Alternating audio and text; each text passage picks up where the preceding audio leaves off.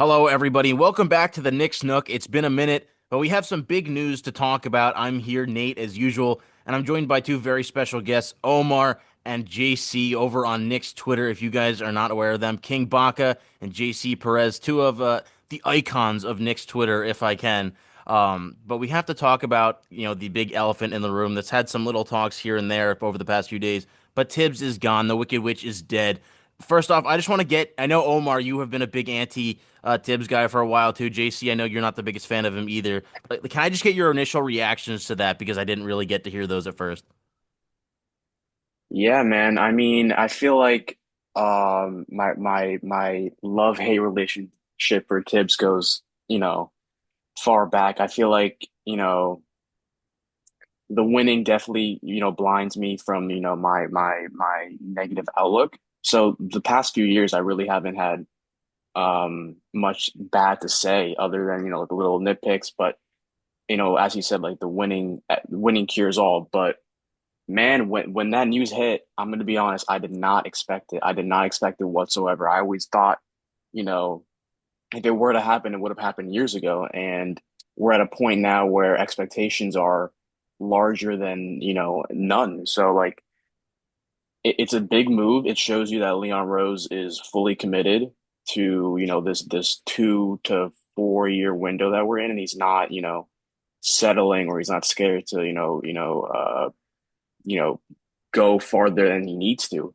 So I'm excited. I'm also kind of nervous for the future because Yeah. now pressure, if you guys thought pressure was started with the Mikal trade, the pressure is on now. So I'm just really nervous for the future, but I'm excited. I'm optimistic. Yeah, I'm kind of with you.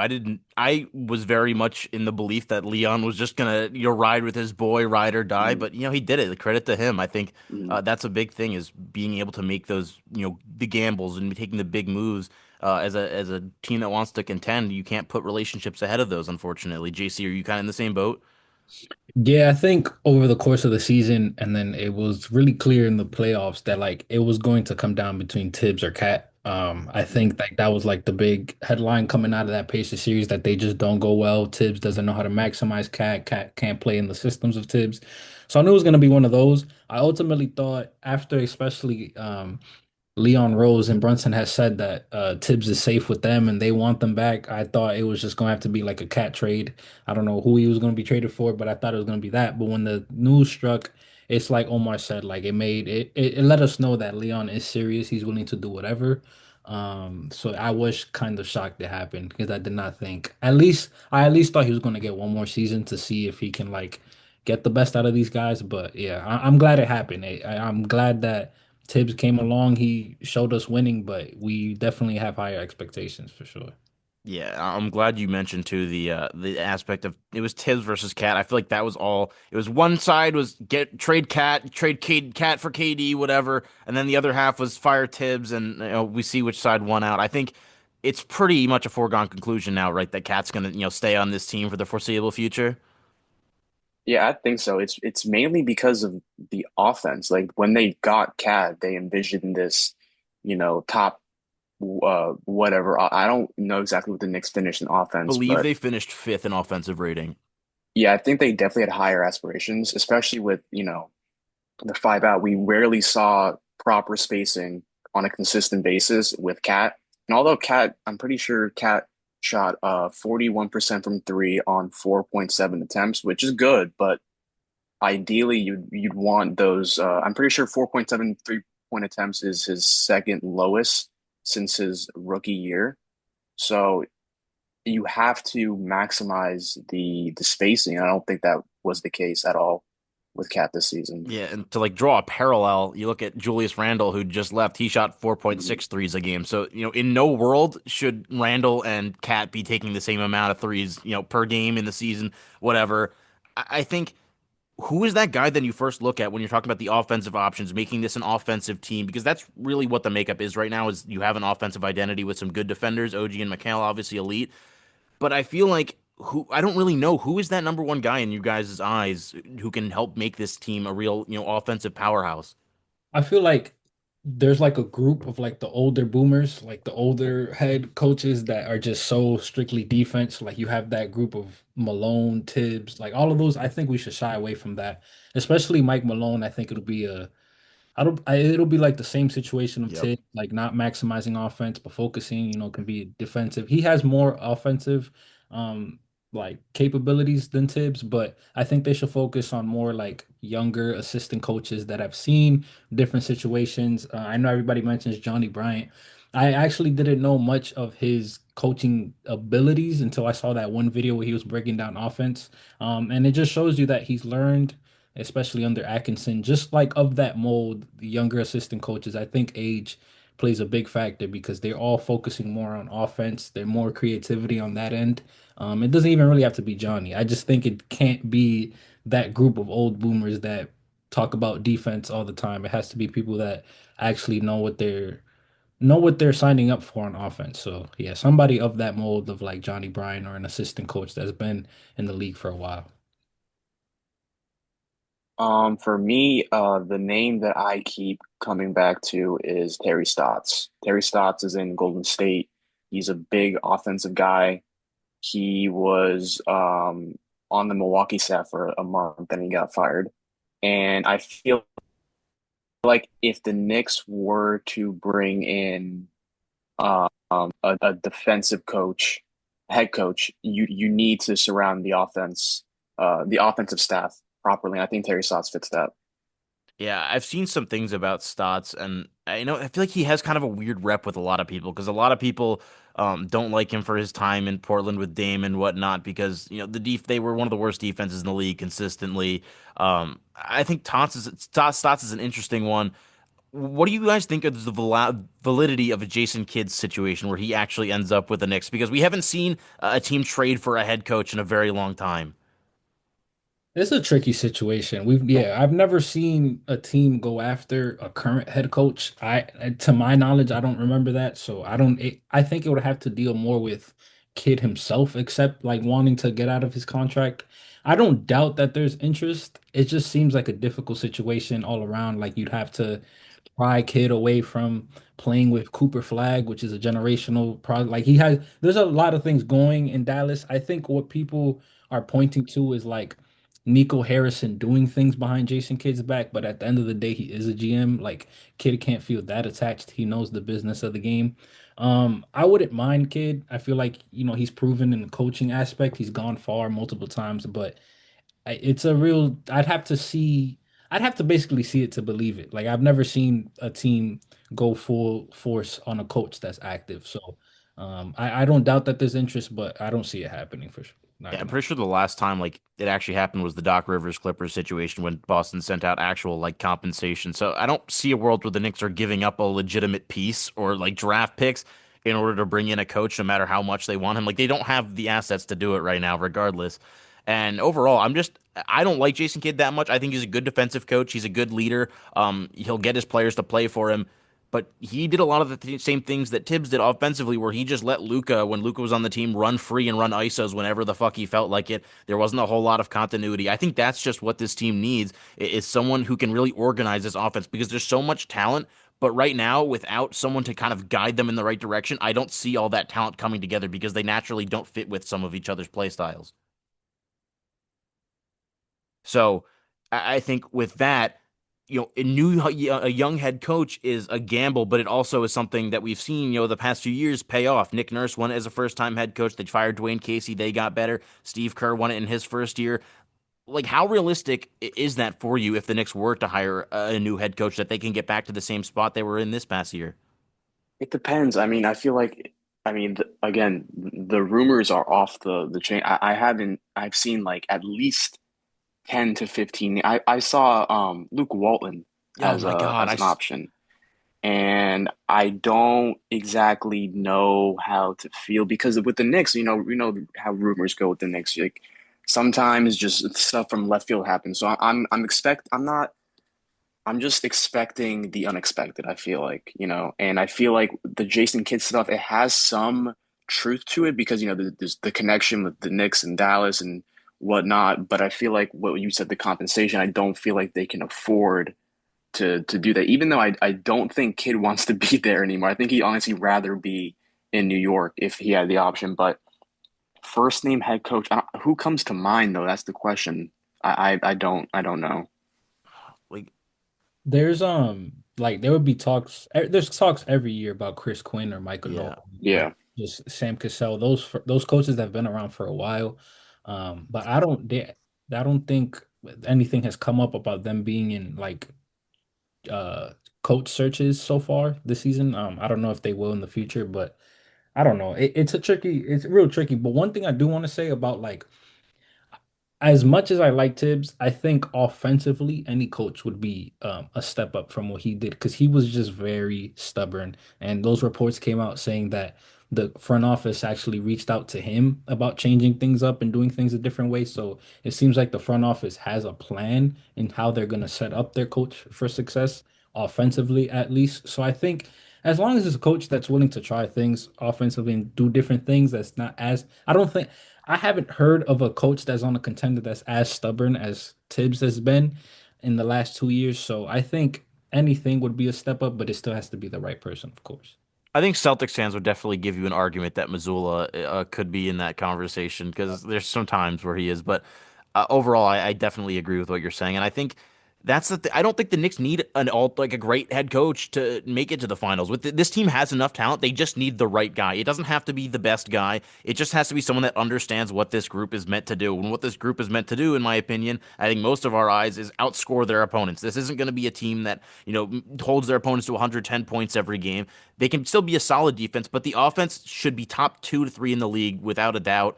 And I think, so many guys could do that. That's why, a guy like Stotts, I wouldn't hate because I just want someone new in there at this point. I feel like the only way I'd really be mad at a head coach at this point would be a Luke Walton or something like that, or someone who has a proven bad track record.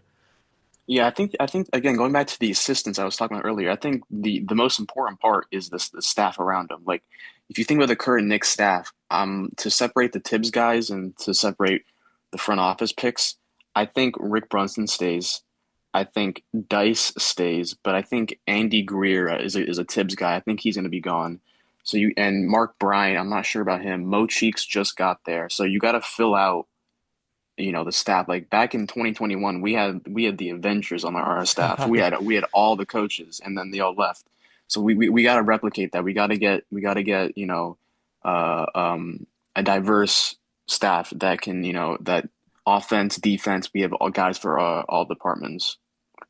Yeah, and Johnny Bryant, one of those guys on that Avengers kind of Yep. coaching staff that we had. Do you have any level of concern that, Johnny Bryant hasn't gotten a coaching opportunity up to this point? He's had a handful of interviews where he's gone for a head coaching position. He hasn't got it. Is that like something that you'd be concerned with, when you're looking at him for the potential next head coach of the Knicks? So I don't remember any other situation where he was the head coach interviews. You guys have to fill me in on that one. But specifically looking at this one with the Suns, if you just look up Suns or Yeah. look up Jordan Ott, they all fans, all the media within the Suns like world, they all hate the Jordan Ott signing because he was a Michigan State alum, friends with Ishbia, and it feels like a Nepo hire, but everybody wanted Johnny Bryant. Like literally, you won't catch a Suns fan that is happy about Ott and not Bryant. So I did not know that. we can attribute to like I feel like just favoritism. I don't think it concerns me because I just feel like everything's like, especially within coaching opportunities. I think Johnny goes far within the process. Like is always a finalist. I just think that coaching is very like um all coaches follow the same thing. They probably all say the same thing about how they're going to maximize players and different things. I think it's all preference. I don't think Johnny's over there answering questions like Shador Sanders. I think that he's just following what he's supposed to. It's just that everybody has a preference, to be honest. I don't think that scares me. And going That really going back to yeah. not to cut you off, but going back to Chris Quinn, I'm pretty sure Chris Quinn has also been denied, or not denied, but he hasn't. He's been Yeah. the finalist for jobs and he hasn't gotten them. So I don't think it's a concern. I just think, yeah, I just think it's preference, honestly. Yeah, and at the end of the day, they all it's all the same thing. I'm not gonna lie, like all coaches are the same. We don't know what these front offices are considering when picking guys. I don't think that I think there's nothing about him as a person that's concerning or what he's saying. I think he wouldn't have he wouldn't be an associate assistant coach if it wasn't for who he was. So I don't think Hmm. it's a concern. Him being in New York before, would that give you an extra level of confidence if he were to, come in and be back in the city? Absolutely. I feel like he knows. I mean, although some of the exact guys aren't there. Like he was big with Quickly. I Hmm. know that, but him and JB, I know that. I mean, that's honestly pretty much it. Like that's really the only guy that he's close with now. But I feel like he knows the system. I feel like he can get the best out of um, Brunson and Cat and debunk the whole Brunson and Cat can't play together because I feel like that's very stupid. We saw in that first, second-ish month that Brunson and Cat pick and roll for a very limited period of time was arguably the It best wasn't in the even that league. limited. I thought it was like it was over at least over a month or two, and I feel Oh, like I didn't hear any of this Brunson and Cat can't play together until literally like the Boston series. I didn't hear any of that until the Boston series. yeah, well, it just felt like the offense was so good early in the season, and then it just all of a sudden wasn't. What happened like with the Well, offense? Because you look at them, everyone's moving, everyone's cutting. OG and Mikal were never stopped moving. OG stopped moving a lot of the season towards the second half. Mikal was the only player I consistently saw not standing still, and I think that's the biggest issue is there's no motion in the Knicks offense. I think not to, be on some Twitter narratives, but the first half of the Knicks season, we versed some pretty garbage teams. So it's a lot easier to move around when you're versing the Wizards or the Hornets than it is, the Celtics or the Cavs. So I feel like that plays a part, but that's not to discredit them at all. Like I feel like you're right. The second half of the season, the Knicks definitely put their foot off the gas because they were top three, I think, in the East first half of the season, and they kind of let off their foot off the gas a little bit. And I feel like they kind of lost themselves in a little bit, and they didn't pick themselves back up until late April. Yeah, I think the thing that Zach Lowe said the other day on his podcast that really struck me was that I think he said Thibodeau has forgotten more about basketball than I will ever know, which is accurate. Like none of us know exactly the X's and O's that these guys have in their playbook or in their brain, but it's the willingness to change things up, and I just think that's all the Knicks need is a change. They don't need, like I said, they don't need to go out here and be the 2017 Golden State Warriors. They just need to be better than they were the past season. I think we saw that the Knicks had more of a bench than they were, believed to have for most of the season because Landry Shamet and DeLon Wright proved that they were solid rotation pieces. Speaking of those two guys, what's your path to a better bench this, offseason? Because assuming that they have a new coach, they're going to have a bench to play, and DeLon and Landry are both free agents. I think that whether Mitch is starting or Deuce is starting, I think bringing Josh Hart to the bench already boosts the bench in whatever way possible. I think a goal would be for me would be to finding a better option at backup point guard. Cameron Payne, I wouldn't mind it, but you also just need somebody that does more as a point guard instead of just putting up shots. But Yeah, there I'll could say be I'll mind it. I would not want campaign, but I'm so cool off campaign. I a do lot. not want to see him ever again in the blue and orange uniform.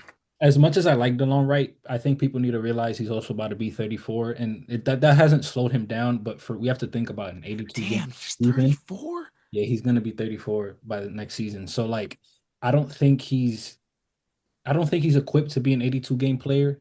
He could probably play, but we have to think about actually like running a unit. Brunson plays as much minutes as possible, but we ain't in Thibs era no more. So we're actually going to need a player. But I think just putting Josh Hart back to the bench, Hukporti is going to have a big role. Even if Mitch doesn't start, I think Hukporti has to play too. Trusting the 2024 class if they're able to advance, but just also they're going to have the precious sign and trade to be able to bring somebody in minimums. So just winning around those edges, I think if there's any sort of Giannis trade, I think that's gonna mess up a lot in the bench wise. But I think you can do a lot of things around the margins that as a collective will be better. And having a new coach too, you're gonna implement a lot of different stuff. So I think Well, they'll be fine in that aspect. let's check the temperature really quick then on a Giannis trade. What are your guys' actual thoughts on the possibility of that happening? Because I don't see any way that that happens unless he directly comes out and says, "I want to be a Knick. I'm only resigning with the Knicks." I'm gonna be honest. I'm gonna be Giannis. he's staying. He's staying. He's staying. But it would definitely not surprise me because I feel like last year I was surprised with the McHale trade. I mean, obviously two different players, but I feel like the expectations and the surprise factor would be probably the same because that came out of left field. But yeah, I feel like the only way, like you said, that he would have to demand, and the reports that John Horst wants to empty the other team would it just wouldn't be it just I just don't it's not a possibility because you have to think salary. You'd have to trade one or even both of the wings if you want to keep Cat, Yeah. which I feel like you do want to keep Cat if you want to get Giannis. So it would have to be the two wings, maybe even Mitch, and then whatever picks we have remaining. I just don't think that's really Yeah, worth and then you end up with Josh Hart and Giannis in the same starting lineup, and it. we'd imagine how that would go come playoff time. You could be, Shaq and Wilt. I don't know if you're going to be able to survive with that kind of spacing in today's Mhm, NBA. That's probably a bad example. But mhm. anyways, I think with that MLE, the Precious sign-in trade, we should have the MLE. They're projected to be under, the second apron. Nikhil Alexander is Walker is the guy that I've been eyeing. I don't know. He might get more money than that, especially after a solid playoffs. But are there any names that you guys, specifically are looking out for as targets this offseason? I'll start with you, Omar. Um, Before we get to names, I want to go to the other question that you asked earlier about All right. the bench pieces, and I feel like, man, it's gonna pain me to say this, but I feel like this is the best time, man. You're gonna It's say to trade Mitchell Robinson, aren't you? Yeah, it's to trade Mitchell Robinson. He's an expiring contract, and his stock is, Mitchell Robinson's stock is the most up and down stock in the entire stock market. And right now it's extremely high, or it's the highest it's been since probably 2022. So I feel like if there was an opportunity to get a 2-for-1 for Mitch, you absolutely take that deal. And I feel like Like 2-for-1 hoops. yes, 2-for-1 hoops, good plug. But yeah, I feel like if you can get because like Jaycee said earlier, Precious is probably not going to return. He posted an Instagram post basically saying I'm out. And if you're projecting to trade Mitch, Huck Porty is instantly going to slot backup Cat, and I feel like at that point, whatever you get back from Mitch is just going to be a plus. You can just add Huck Porty, whatever you get from Mitch, Josh Hart, and Deuce off the bench, and I feel like that's a substantial upgrade from the bench this year. So let's say they do trade Mitch. Who are the the big teams out there that would possibly go after him? Because the Lakers would be interested, but I don't know what the Lakers really have to offer for him unless they're giving us Austin Reeves, and that would hurt the defense even more than it already is. Maybe the Warriors could use a center again. I don't really like what teams out there realistically are willing to give up more than a player for Mitchell Robinson. The Lakers is a good fit, but yeah, like you said, I don't know the packages because he's only making 13 million. Hmm. You would think it would be a lot more because his salary is descending, but I'm gonna be honest, I don't have many names. The team fits are good. It's just you got to figure out the package. I think there's a lot of teams, like obviously a lot. I think a lot of those you can finesse a lot of those West teams. I think a lot Yeah, of them are desperate. At the deadline before Mitch came back, when people were looking at trades, I was looking at the Warriors specifically. I think they're going to move one of Moody or Kaminga this offseason. Is probably be Kaminga if yeah, you it's want, gonna be Kuminga. like a Kaminga plus post slash Looney or something like that, something to get a 2-for-1. There's things like that. I agree that this is probably going to be Mitch's highest peak in terms of value, and the team would need it. The one thing I would the one reason why I would be inclined to keep Mitch is because of our uh training staff. I mean the health staff that we have and Casey Smith. When Shout Mitch out Casey did Smith. come back, when Mitch did come back, he did have like injury scares, but he never was out, and they were playing it smart. And he did say he's losing weight, and this is one of the smartest approaches he's going to have. And I also just feel like with a new coach, you can like a new coach that will be smart with minutes. I am most confident in Mitch having a full season, but then again, you can't go against history. So I wouldn't be mad if they sold on Mitch. I'd go even a little higher and maybe even sell on Josh Hart if you could get a 2-for-1 because his contract is higher. But I don't see Leon doing that. He already lost Tibbs. He's probably hurting. So I would sell on Mitch to be honest if it's there. Yeah, I wouldn't be mad at a Mitch trade depending on what the return is, but the other part of me, Like you said, is I'm really confident in the training staff right now. I'm really confident in Mitch's health for the first time probably in his career because this is the best he's looked since, early on, first, second season. He slimmed down, his athleticism's back a bit. His ankles, they've twisted and turned, and nothing's really happened again since he came back. So hopefully he's on the right track. I think my biggest thing holding it back is two out of the last three playoffs, he's arguably been the Knicks, second, third best player, which is, a very important thing. So I think having a playoff riser like that, someone especially who can he breaks teams with his rebounding. There's not a lot of guys in the league who just breaks teams with their offensive rebounding. So I think they definitely have to get at least another center back. I think like at least a lower, third tier, someone who can possibly back up Huckporty. Maybe a Quinn Post, even though I don't like him very much. If they got Kuminga, I'd give Leon Rose a kiss on the lips and buy him a steak dinner. But I don't think Kuminga will happen. I wouldn't be mad though at a Mitch trade. I think especially if you're trying to overall, get a 2-for-1 and have more bench depth because we've seen in the past the Knicks have been at their best when they've had depth. Imagine this team right now with depth. Imagine they had a legitimate bench to come off and give the starters support. They beat the Indiana Pacers in 4-5. Like I'm sorry, but they do. Exactly. Like JC mentioned though, Kevon Looney, he's a free agent actually. So if you wanted to get, a third string, That's yeah. he's an option. I don't hate Kevon Looney as a backup option for that. Where the hell would Precious go? Where's Precious getting signed and traded to? Who is going to take a swing on Precious Achua? I don't. It's gonna be like one of those lower teams, like a Charlotte. Yeah, it's going to be like a Chicago, Sacramento, somewhere where he can play because he's decent when he plays. It's just like he's not playing for a contender. If I you could like, also would say, oh, sorry, just one quick thing you're about good. Mitch. I would say that my confidence in a Mitch trade would have to like be with Porty's development. Um, I know like Mark Bryant works a lot with the bigs and works directly with Porty. You would have to sell me that Porty is good at like is good to go, ready to play. I don't doubt his skills, but it would have to be a direct correlation. Like Hey bro, Porty w- comes. once the summer league comes out, we're gonna be like, holy shit, we got one. You Yeah. already know when the summer league comes. Yeah, exactly. Um, I'm excited. I I am very excited about Ariel Hookporty, and because I already view him as a pro. Like that's the thing is when he was coming in, I was like, this dude's already played professional basketball. Like he knows what it takes to be a part of a team. That's I think the most important thing is centers. Unless you're Joel Embiid or Nikola Jokic, like you're not having that designated. Like you're Joel, you're just a rebounder and a defender. I think Hookporty moves really well for his size. He's He does only not move like a center. That's what I'm saying. Like he moves like a Julius Randle. He was getting those comps last year because he had the same movement packages. Their dunks are the exact same.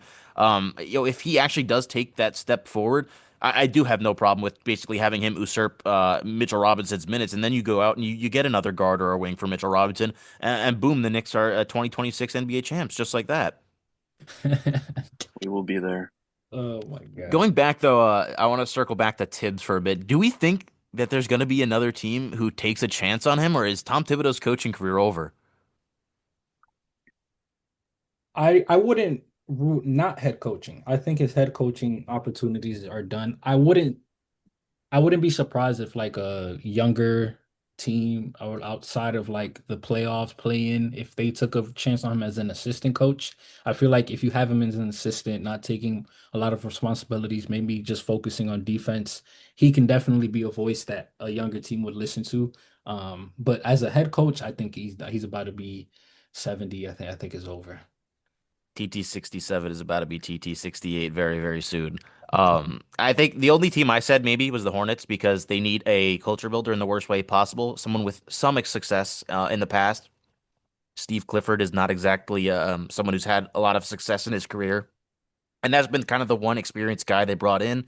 Charles Lee has been I like Charles Lee. I feel like for first year he did all right with what he was given. I mean, Brandon Miller missed 90% of yeah. the season. I think I was just more so hoping that they would be a little more organized and that he'd get them to play a little less AAU ball. But I guess whatever team LaMelo's on is just Yeah. automatically gonna kind of play that style. He only played 40-ish games again, whatever. That I, team, I, I I think that team roster wise is just lost, to be honest. yeah. I don't think that's really on him. But yeah, no, I definitely see that though. Thibs could definitely be a culture setter of one of those young teams. I just feel like with how much coaches get recycled in this damn league, like Tibbs is bound to get another, even if he doesn't deserve it, even if it's a team who just gives him the job because they need a head coach and he has experience. I think Tibbs is a weird one because he has that pedigree, and teams are always going to look at him like he's a good. Like, look at all the outroars and the cries from all the non-Knicks fans after he was fired. Like, oh, such a great coach, your first Eastern Conference Finals. Like, this is the guy. Like, he's not the guy. You didn't watch all season. Then you have like Mad Dog or whatever on the radio, contrary saying how Tibbs got out coached, but the Knicks were apparently also wrong for firing him. So I pick a side. I don't understand that type of stuff. Overall, though, I think. Johnny Bryant is my guy that I want the most. Is that like, are we all in agreement that Johnny Bryant's like our number one option? I've been on Johnny Bryant since like 2021, and yeah, Because I because remember you talked about he's Sam Cassell. Do you still are you still high on Cassell? me. I feel like I feel like yes, but no at the same time because I feel like there's better options and they're younger. I think about Johnny. Johnny's young. That's why I gravitated towards him so much because AB 39. exactly he's only 39. He has X amount of years. He is. I'm not sure how exp I don't know when he came in, but I feel like he came in at a pretty young age. So I 24. feel like okay, so yeah, so he's been around, but he's also young at the same time, which I feel like is the best of both worlds. And it just Sam Cassell, older side. Um, it would never happen, but when the Knicks were interviewing in 2020, one of the names was Will Hardy. And I like Will Hardy a lot. I just don't see him leaving Utah. But I feel like I would love for the Knicks to get a younger guy, but I feel like they're gonna go for the more middle age, the older guy. Yeah, it just feels like from everything I'm reading, from the way Begley likes to dance around kind of things, because he doesn't directly usually just say like, "Oh, this is probably going to happen," or "This is going to happen." Like I saw him give a list of a bunch of potential candidates, and he kind of gave his feedback on them. Malone, he said it's not happening or whatever. Like Jenkins probably not going to happen, but I Mm. think like my gut feeling tells me that you're right that they're still going to go for an older guy. I think they see this group as needing someone who's already had head coaching experience. It worries me that we haven't seen any concrete rumors, about Johnny being a potential candidate yet, especially how, the timing seemed like it might have been lining up. Unfortunately, might have been a coincidence because Jason Kidd's like the only guy we've seen legitimate things about so far, unless you guys have seen anything else. I Well, think, no, yeah. you can go. Okay. I think Jason Kidd is like that perfect blend. Like he's not that old, but like not young. He has experience. He was in Dallas. His coaching abilities, you can always just tie it to he coached Luca, but I think he's relatively done more with his what the roster suggests in terms of his tenure there. Um, I also am scared that they're not going to go Johnny. I would just go Johnny to play safe. But it, like, for me, I think in just like a general perspective, just looking at it, it's like Johnny, Eric Spo if it ever happened, and Jason Kidd. Anything outside of that, I'm gonna question. Like I don't want Malone or Bud. I just think those older ones I don't want. There's obviously better ones, but they just don't have the connections that like a Kid or a Johnny have. Like Johnny has literally he's been through it all. Like he was here 2020, he was in the 2021 season, was here for 23, 24. Like it just has to be him. But I understand if they don't want to go with a unexperienced coach, but I would go with Johnny for sure. Yeah, I want him to. I just like I would I get where they're coming from if they don't want to take a chance on a first time head coach. But if you're gonna take a chance on a first time head coach, what better guy to do it with than the guy who was there for multiple years, the guy who learned under Kenny Atkinson, Quinn Snyder, and Tibbs, who, as much as you can have your reservations about any of those guys, they've had success in their careers. So I think, he's more prepared than any, first time head coach could be. But I also the thing that I love about Jason Kidd, that was one of my biggest issues with Tibbs, is Tibbs doesn't talk on the sideline. Jason Kidd will be screaming in your ear, telling you to ice a ball screen or telling you where to switch. Like he is very active with his players, and I think they're appreciative of that, and they've gotten better at defense because of him.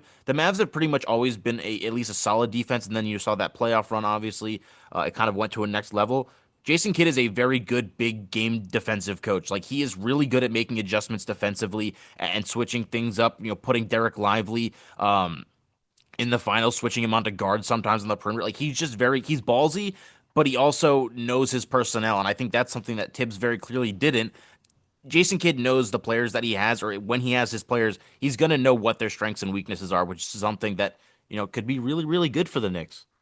If I could go back to Johnny Ryan for a second, right before I got on here, I got a notification saying that this Tibbs firing has been building up for months, which that's true, but it's also been building up for years.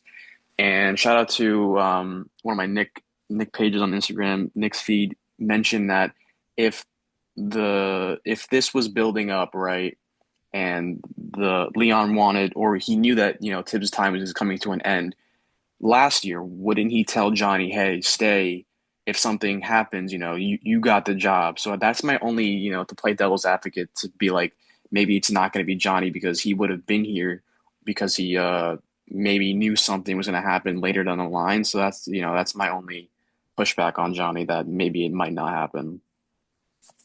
No, that's valid. I think if he was the guy they envisioned and being his successor down the line, they would have been like, hey, ride it out one more year. It's not like Exactly. the big thing for me was he didn't make a move to get a promotion. He made a lateral move to a Hmm. team in the same conference, which I found that very weird to me. Like I didn't understand. It's not like he went for a whole lot more money. I don't know how different the salaries can be for assistant coaches, and I don't think they disclose assistant coach Hmm. salaries.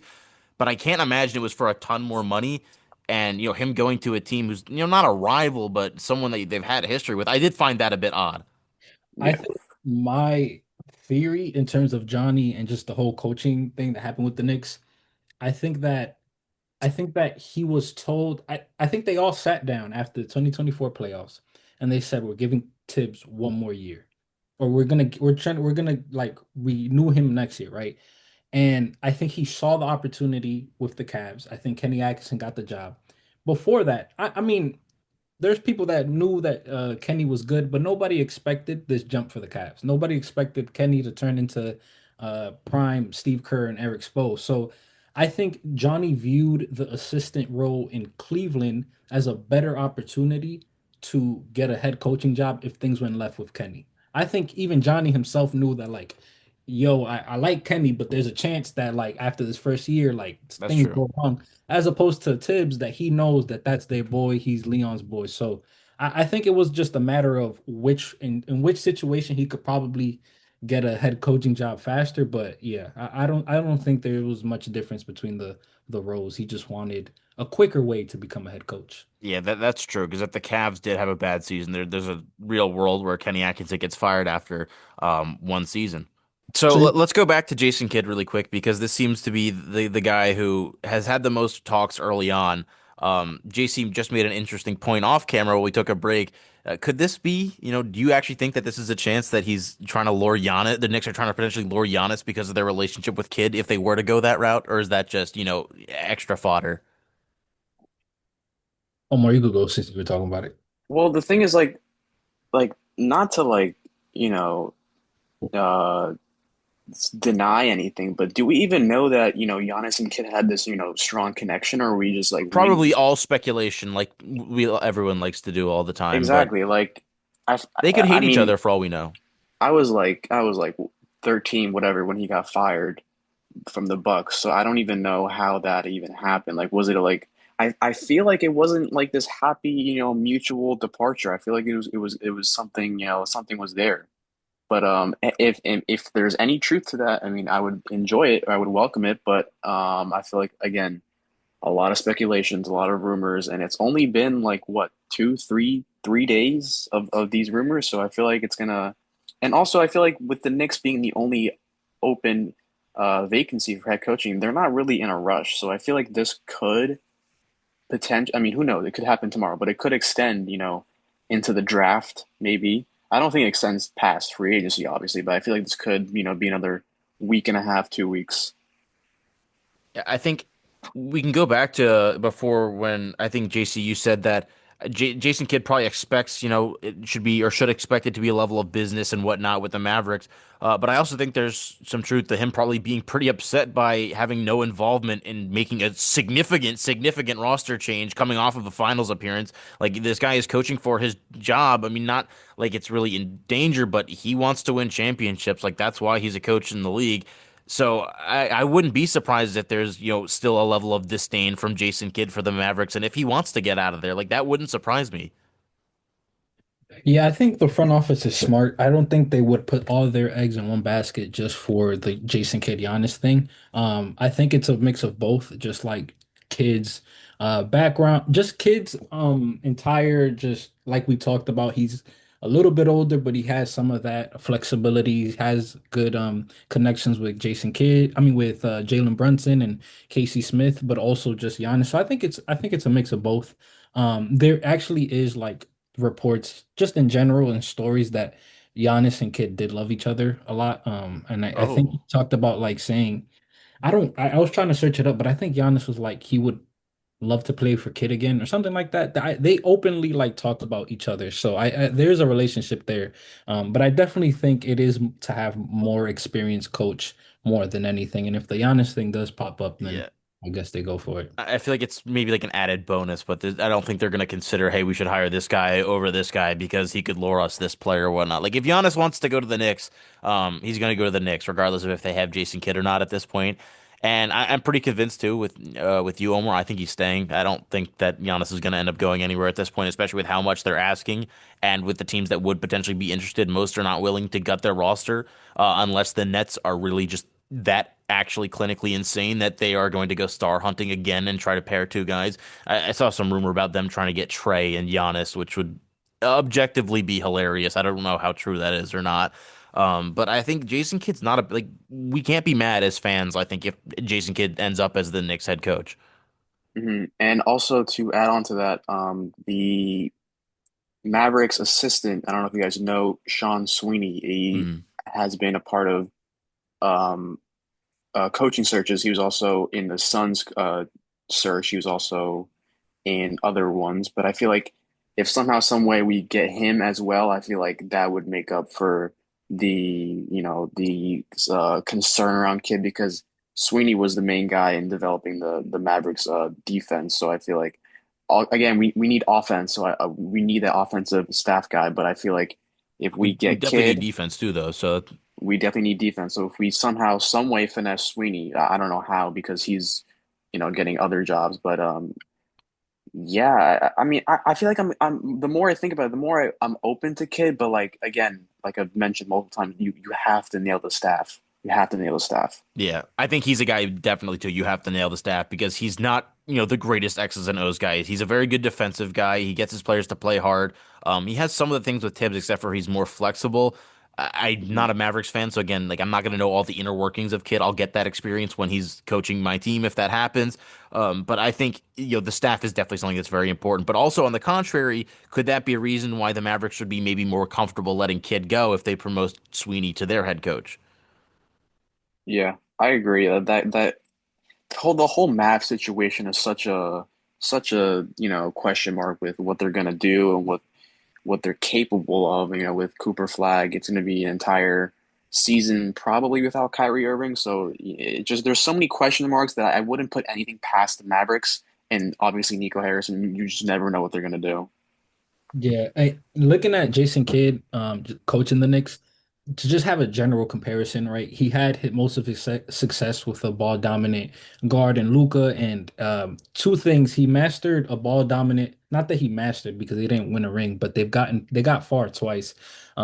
Just that aspect of a dominant guard, which Jalen Brunson can sometimes be, but also five out. Dallas was known for the five out thing Mhm. with Porzingis, or even when they played Maxi Kleber. Like Jason Kidd is known to have success with that. But also, we don't know if the dominant play by Kidd, by the dominant guard play, is just a Kidd thing or a Luca thing. And I would suggest that because Luca did it in the Lakers, it was Luca who decides want to be dominant on the ball, doesn't want to really play off ball. We know Brunson has some success playing off ball when with the January Knicks, may you rest in peace. But just playing with Julius Randle, he has more willingness to play off the ball, and I think Brunson is better with that aspect and being more open to things. Because as much as people want to say Brunson is dominant, let's be honest. What system and what player was going to help Brunson even play off ball? Cat, he's a good passer, but he's more of a flashy passer. He's not really within a system passer. So I think Jason Kidd, in terms of those two things, success with dominant players and also just the five out aspect, I would be open to him. Yeah, and especially when you look at their finals run, like yes, they had Kyrie as the second guy, but everyone else was kind of just a bunch of really solid role players, and everyone fit into their role. You have OG and McHale, who are essentially super role players, who Kid can use as Swiss Army knives. He's using, he used Dorian Finney-Smith as one of the best defenders in the league, which he is for years, but I don't see any reason why OG and Anunoby can't be used in the same exact way. And, just Jason Kidd gets a lot out of guys who are unheralded. Like Maxi Kleber came out of nowhere, was a very good player. Dwight Powell, unfortunately, he has on his roster. He couldn't do anything with him. I'm not going to blame anyone for not being able to do stuff with Dwight Powell. But PJ Washington came over, became a really, really good defender, and just overall a much better player. Derek Lively was a starting caliber center as a rookie. Like Jason Kidd has Josh had Green. yeah, like he's had legit success with his development, which I think is another thing you look at, especially when you have this potential 24 draft class having a big role the following season. I'd have confidence in Jason Kidd being able to get a lot out of, the Daddy A's or the Huck Porties and, Tyler Kolek especially. Tyler Kolek and Jason Kidd, that pairing, makes my mouth water. I'm excited. I mean, the more we talk about it, I'm not gonna lie, I'm excited, but again, this all could be for nothing, and the Knicks Yeah, go left field. So again, we just have to wait and wait, as we're the only team without a head coach right now. that is crazy that the New York Knicks are the only team Yep, in the NBA without a head coach, and crazy. it's probably the most coveted job in sports right now. No, I mean, coming off an Eastern Conference Finals appearance, New It York. has to be. I feel like the only negative would be the it being New York. That's literally it. Like team wise, it is 100%. I saw somebody, I forgot who it was, but they were like, a downfall of the job would be talking to the New York media. Every coach talks to the media. Like, I don't know how that's a problem. They say Tibbs always talk to the media. Yeah, he's the coach. Like, what do you expect a coach to do? But I think it is a coveted job too, because every like you can talk about other points in history, like you talk about the 2015 Warriors, but also I think a lot of situations that become available come from a toxic place, like a toxic firing. People don't like, I don't think this tip stuff was toxic. If anything, I think that this was one of the least toxic firings I've ever seen in my life. Like I think it was just they talk to the players, they like Tibbs, they appreciate what he's done, but they just want to go further. And they obviously went partying, so they don't see it as toxic. Yeah, I don't know if we can ever say something is like or call something toxic when teams just fired their coaches 2 weeks, 3 weeks out or a week out of the season being done this past year. I think it is it's a coveted job. I think the left field thing that Omar keeps mentioning that it's going to be someone out of left field or it could be is a very not to say like it's a Nick thing to do where it's like a bad thing. It's just the Knicks have been like they surprise people. They don't let people know what they're thinking. Like I wouldn't be surprised if this whole Jason Kidd thing is a smokescreen for the guy that they're really going after. I don't know who else like what left field guys are there? Is there anyone on the top of your head that you might be thinking of that haven't been mentioned so far in discussions? It's not exactly left field because it got shot down. There was rumored like a day or two ago, and they got shot down immediately. It was Ime Udoka. I would love Ime here, but I don't see the potential. I just don't see him leaving because I feel like although like if you were to give Ime the option right now if he's a free agent, I think he would pick the Knicks over the Rockets. But I feel like he's already there. He's already built stuff, and I feel like the Rockets would obviously demand a lot more than a few seconds for Ime Udoka. So that's my dream. Again, like I mentioned Will Hardy, but again, I don't know the realistic outcome of the Knicks getting someone who's already employed, unfortunately. Yeah, it would be the first time since the Doc Rivers thing. So that's over a decade ago. Like this isn't something that regularly happens. If a coach were to get traded, not to say it's obviously not going to be like a Luka blockbuster or anything, but it would have the league talking for a few days. Like a coach being traded, especially a team firing their coach going off an Eastern Conference Finals, them going out and trading for a coach. I think that would cause buzz at the very least. Yeah, Chris Persianen, he just put out like a tweet, and he's a Shout trust. out Chris. Yeah, He, shout out he Chris. he said that they also looked at Chauncey Billups. He mentioned them in a tweet, I but did then see that. that's just like another coach that their team likes. So I really just think the Knicks are just firing everywhere, seeing what's possible.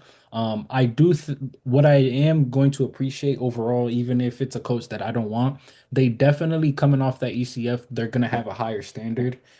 They understand what Tibbs was, but also knowing what is needed to get to that championship level. I think they understand that. So I think whoever they bring in even through their coaching process, they're going to understand that the coach understands that a higher level is needed in every aspect, the scheme and what they're going to bring intensity. So that I can appreciate overall that Leon knows what's at stake, even if that's players, if that's coaches. So I can appreciate that all around. Yeah, I think what going back to Chris, he put out a report the other day. I think it was the same one as he reported on the email one, and he said that along the lines of I think quote was this is gonna be a full and comprehensive search, and he yeah. also replied to someone on Twitter saying along the lines of the Knicks aren't gonna get someone who's already employed, and then he replied saying they'd rather find out the hard way than assume, which obviously I feel like they're just doing their due diligence with the employed guys, which credit. I mean, I feel like that's the right thing to do. You rather find out the hard way than just never know at all. Yeah, I don't want Chauncey Billups. I don't know what your guy like. That was the one name that Nope, I was like, nope. please. I'm surprised he got extended. Honestly, I Yeah, mean, I thought that 9 game winning streak or whatever. I think saved.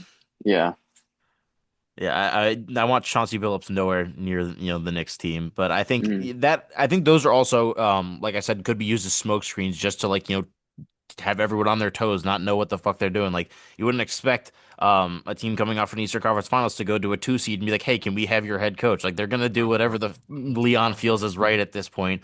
And I think that's where you just have to credit Leon is because apparently he does see the things that the fans are seeing because we thought even though that he was gonna stick with Thibs possibly after the playoffs. Apparently, the front office was talking to Thibs and telling him that things needed to change and whatnot. So all these things that we don't see happening behind the scenes, down the line, whether it's sooner rather than later, every single time so far, Leon has proved us to keep having faith in him. yeah, I agree. I mean, I feel like Leon gets a bad rap on Nick's socials. I feel like he's had very small misses, and when he does miss, he does a good job at recouping and finding a way to dig himself. Like the Fournier stuff, the Kemba, like those were very minor stuff. I mean, you could look at the Obi trade and say that we only got 2 seconds, but like I feel like that was more of an internal thing with the Obi fallout thing. But regardless, I'm going off topic. But I feel like Leon Rose does get a bad rap, and I feel like every time he has questions around him, he finds a way to satisfy. I don't know if satisfy is the right word, but at least keep the fans on their toes. Yeah, I think he hears the fan base and understands that this city needs a championship in the worst way possible, and he's willing to do whatever it takes to do that. So yeah, is he taking a gamble? That's why, like, I don't want fan. Like, I know what'll happen if the Knicks don't have a great first 25 games with the new head coach. Fans will be up in arms and crying and screaming from the rooftops, and then they'll be fine the rest of the season. Like you can't expect things to go perfectly, which I think there is going to be a rough point. I think it's going to be a possible rough start to the season, depending on how long it takes for them to hire a coach, how long they all work together and whatnot. But I think the biggest thing is that they're trying and that they saw something that didn't work and they didn't say just, oh, we're coming off an Eastern Conference Finals. Like, we don't need to make a change. Like, they see things as bigger than black and white, which I really, really appreciate because not a lot of front offices are like that. Yeah, they saw Mitch, Hart, and Precious play together, and they said they can't keep doing it. So I appreciate them watching and paying attention. But going back to the something I want to bring up is that like every year for the past 3, I think it is because this year was the cat trade the week before training camp or whatever. Last year it was hold on, what am I trying to say? Last year it was the injuries to Julius. The Knicks haven't had a full season where it's just been their team and their coach since like 2020 whatever. I feel like with this new coach, you're gonna be like, okay, like we gotta like the first year is always like a feel out year. You gotta feel like what we have, and I feel like the Knicks haven't had strong continuity within the roster and team with since 2021 at least. So I feel like that's the only concern. But again, this was the first year we're this core and we went to the Eastern Conference Finals. So maybe it's overlooked, but that's just something to keep an eye out because like you said, Nate, like I definitely see a world where things aren't sunshine and rainbows for the first 20 games and people are calling for heads. But something Knicks fans don't have, like they just gotta have patience. So I feel like, like you need to build continuity with whatever core the Knicks are building at right now. Yeah, I don't think like if they don't win this next year, it's not like it's over either. Like that's the thing is they should be treating it like that. Like it should be win or die. This next season. But the reality of things is the core is still not young, but they're not old either. Like they're still in their well within their primes. Most of the best players. Um, but yeah, we'll see who's the next head coach. Before we get out of here, I want to get if you guys had to guess who's going to be the next head coach of the Knicks, who do you think is going to get that job? We'll start with you, JC. I'm gonna I'm gonna go with Jason Kidd because I feel like if it was Johnny Bryant, we'd have a little bit more smoke. We have a little bit more in terms of that hiring. But yeah, I'm gonna go Jason Kidd. I think sometimes rumors are true that there's a reason why multiple platforms are mentioning it. But if not, I go Johnny Bryant. But my top one, I'll say Jason Kidd. Man, I'm glad you didn't go me first because I'm still thinking. I'm gonna go. I'm gonna go Johnny Bryant. I'm gonna go Johnny Bryant. I feel like because he's not gonna cost anything. So I feel like the Knicks they want to save as many assets as possible. So I'm gonna go Johnny Bryant. Yeah, I think I'm also siding with the Johnny Bryant. I might be trying to convince myself that he'll still end up being the coach because he is the guy I want the most. But I do think the assets is a legit issue. I think when they're going to look over it, even if they want Kid more, I think they're going to look at a trade and be like, should we really do this? And I think they'll come to the conclusion that Bryant's the right guy, or they'll come out of left field. Luke Walton will end up being the next head coach, and we'll all cease Pitch to Force will exist. be at MSG. What if they get both? Bang. That it could happen. That's It what's going could to happen. happen. They're going to have Jason Kidd Jason as the Kidd's head in. coach. No, Jason Kidd's Oh, the assistant. Johnny okay. Bryant is not taking an assistant coach of the Knicks again. I Yeah, guarantee that is you. true. He is not being Um, an assistant again. All right, but that is going to do it for this episode of the Knicks Nook. I hope you guys enjoyed. Hopefully, we'll be back soon with some more guests. And yeah, before you guys get out of here, you want to shout out your socials, plug anything you have the necessary need to plug. You go, JC. I did have a name change since the last time I've been here, so it's just Gene Carlos PXREZ. You can also just search up JC. I'm trying to make more content, but I am graduating, so I'm got to put my school first. Shout But out. I'll be on Twitter. I'll be overreacting, posting memes. I just love to overreact on the app, so catch me there. He's Yeah, a I'm on great follow. Twitter. I'm on Twitter, KingBaka22X. I'm also on Instagram, NY Knicks News with underscores between the first part and the middle part and the last part. And yeah, Yeah, we'll spell everything out. You guys will see graphics under here or underneath in the description. So you guys go give them a follow. Make sure to stay tuned for more Knicks content. If you guys are familiar faces or mutuals from Twitter, make sure to stay around. But yeah, we'll see. Maybe next time we're back, the Knicks have a new head coach. Have a great day. please, Johnny.